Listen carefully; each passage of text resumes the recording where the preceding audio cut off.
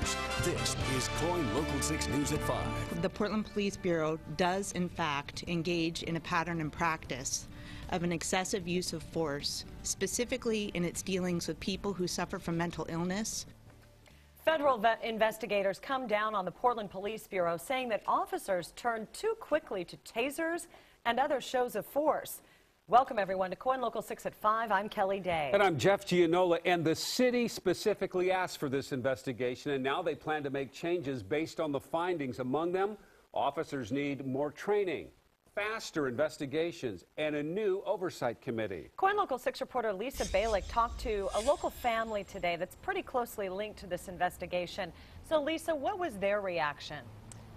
They say they are not surprised by what the Department of Justice found. I talked with James Chassie Sr. Now, his mentally ill son's death in police custody sparked a firestorm, and he may have actually lit this investigation.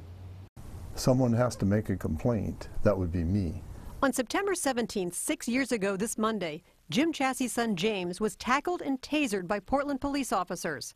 The 47-year-old with schizophrenia died in police custody after suffering more than a dozen broken ribs and a punctured lung. It's one of dozens of cases reviewed by the Department of Justice during their 14-month investigation that found a pattern or practice of excessive force in the Portland Police Department. The city settled with the Chassie family for more than $1 million. The city has paid out about $6 million in the last 20 years to settle lawsuits related to alleged police misconduct. Jim Chassie says he's not surprised by today's report.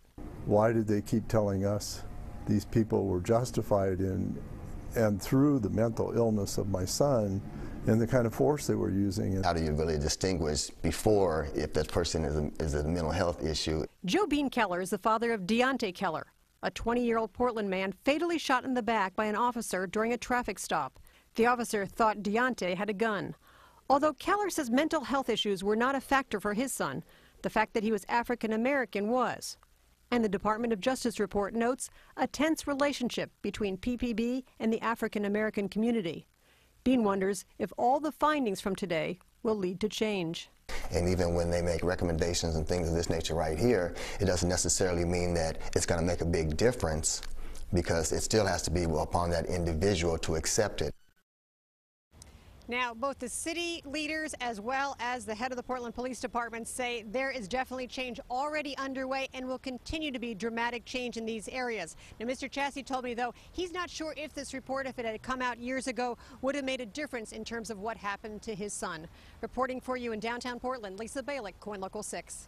Lisa, interesting. Thank you. Now, Portland Mayor Sam Adams released a statement on the investigation's findings today saying, quote, "Without defensiveness or finger pointing, we all need to absorb the seriousness of this critique and the urgent need for change.